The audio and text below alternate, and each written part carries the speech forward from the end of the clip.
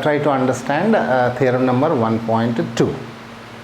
It says like this: let P be a prime number, and if P divides A square, then P divides A, where A is a positive integer, right? Actually nothing is there to understand, but we have to prove it. So let us prove it. We have to apply the fundamental theorem of arithmetic. So it is the prime factorization is unique. Let us say A is equal to P1 into P2 into P3 and so on Pn.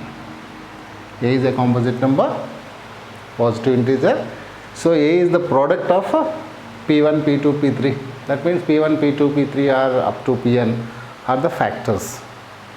They need not be the same, right? They may be different also, but A is equal to, let A is equal to P1 into P2 into P3 into Pn. Then what happened to A square? And what happened? This entire thing, P1 into P2 into P3 to Pn into, because A square is A into A. So again P1 into P2 into P3 and so on Pn. So finally we get to P1 square into P2 square, P3 square and so on Pn square. So this is A square is equal to this.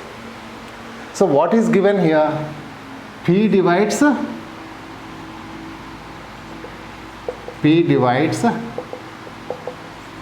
A square. That implies what happens?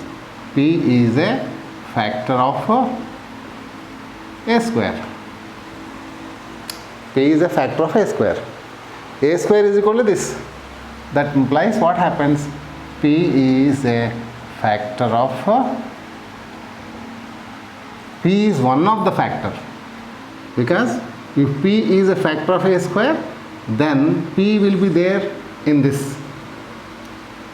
P is a factor of, or one of the factor of P1 square, P2 square and so on Pn.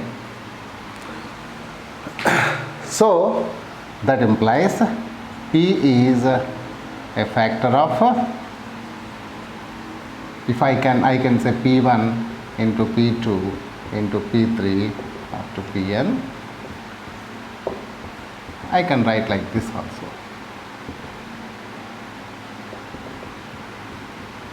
So that implies P divides, this entire thing is nothing but A. P divides A. Okay.